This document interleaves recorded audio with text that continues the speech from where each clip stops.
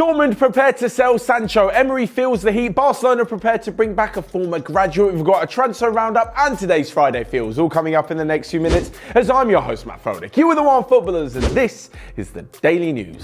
But before we get started, you can check out our latest video on Ajax and the Ajax Academy. It's a massive project we undertook here at Onefootball and you can check out the resulting video right here. All of your feedback, of course, is welcome. But moving into the Daily News, and first off, Jadon Sancho is apparently going to leave Dortmund much sooner than expected. In the last few weeks, things haven't quite gone to plan for the Englishman at Dortmund. He was late to a team meeting, got left on the bench for a few games, and then got hauled off in the first half in that disappointing display against Bayern Munich.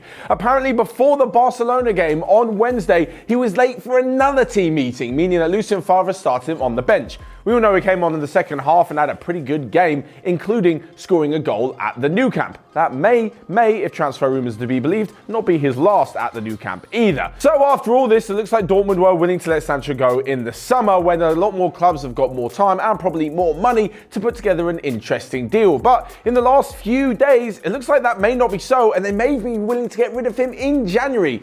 This for me seems a little crazy, and if it is true, it really shows how much Sancho, or the opinion of Sancho, has fallen at Dortmund. The one thing is though, it's really going to reduce the amount of clubs that are going to pay for him. Of course, Barcelona are interested, like I said with the whole Nou Camp thing. Real Madrid are also interested. Liverpool, Manchester City might bring him back. Manchester United, Juventus, every big club in Europe. But who's actually going to part with around 100 million in January? I can't really see Dortmund going for a loan deal with an option to buy. So for me, the only team is going to be Man United. Barcelona are not necessarily going to spend 100 million on another big winger. They've already got Ousmane Dembele for that. They're facing a bit of fire after spending so much on the likes of Coutinho and Griezmann as well. Real Madrid have just bought in Eden Hazard and I can't really see it happening in January. Manchester United are the only ones who really could use Sancho. And let's be honest, Manchester United don't need to finish in the Champions League to have the kind of money to go and spend on Sancho in the first place. When it's all said and done though, no one actually knows what's going to happen until the January transfer window opens, so it's just rumour talk for the moment. But next up it's to Unai Emery, who, if he wasn't feeling the heat before the Europa League tie against Frankfurt, now is really getting burnt. His side lost again, 2-1 to Frankfurt, meaning Arsenal are now without a win in 7 games. All of this in front of a stadium which was literally empty. There were tens of thousands of seats just completely unfilled, and that's not just because Frankfurt weren't allowed any fans in the stadium. Well, at least officially that is. On the night they lost 2-1 with a second half turnaround, meaning that Emery now could be sacked even before the Norwich game at the weekend. In fact, if you're watching this and he's already been sacked, let me know in the comment section who you want to replace him. And if he hasn't been sacked just yet and they lose to Norwich and then he gets sacked, still, who do you Arsenal fans want to replace him? Let me know in the comment section down below, because at the moment he looks absolutely clueless and things really are not going so well for Arsenal. But whilst things aren't going so well for Unai Emery, there's no such talk of Ole Gunnar Solskjaer leaving just yet, even though Manchester United did lose 2-1 to Astana. Of course, he did send a load of youngsters, including though Jesse Lingard and Luke Shaw. Now, just very quickly on this, I feel like this is a massive insult when Shaw and Lingard are part of the first team. All their friends are in the first team. They play with the first team every weekend.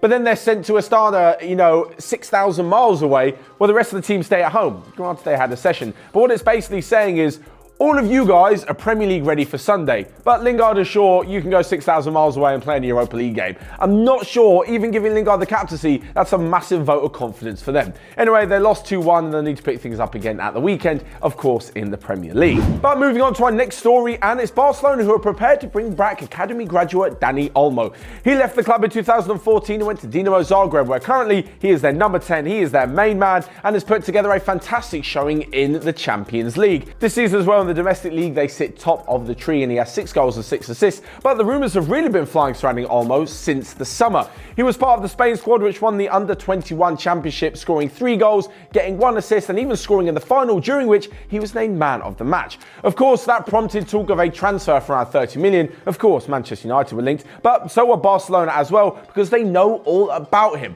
This definitely would represent a massive change, as we mentioned earlier in the show, in Barcelona's transfer policy. Instead of getting Griezmann, Coutinho, Dembele for over 100 million where they potentially flop, and in the case of Coutinho and Griezmann, may not have too much sell-on value as they reach their late 20s, except if Bayern Munich pay that ridiculous fee after his loan. So it'll be quite interesting to see them a young, excited talent that they know about that's ready to play at Barcelona for around £30 million. So next up, we come to a quick roundup of the rest of the day's transfer news, where Fede Valverde, the Uruguayan midfielder at Real Madrid, has signed a new contract to 2025. James Rodriguez is set to reject a move to Arsenal and stay with Madrid in the January transfer window. Liverpool have found out that Kai Havertz will probably cost them around €130 million if they want to sign him from Leverkusen. And after Zlatan Ibrahimovic purchased a stake in Hammarby, his former team and Hammarby rivals Malmo decided to vandalise his house and the statue outside the Malmo stadium. So lastly but not least, we come to today's Friday Feels, where you guys leave your footballing predictions for the weekend's football in the comment section below. Those of you who get something right, we'll talk about it on Monday's Daily News. But for me, I'm going to go with 3 interesting games this weekend. First off, I think that Bayern Munich will beat Bayer Leverkusen 2-0 in the Bundesliga. Secondly, I'm going to go for both sides to get a red card in the London derby between Chelsea and West Ham. And lastly but not least, in the big game in La Liga on Sunday night, I think Atletico Madrid and Barcelona will draw 1-1. So there you have it. There's my Friday Feels. Let me know yours in the comment section below and all your thoughts on the rest of today's daily news, including Unai Emery. Once you're there, you can smash the like button and click here or here to check out all of the other videos we've got going on OneFootball. But until next time, I will see you guys later.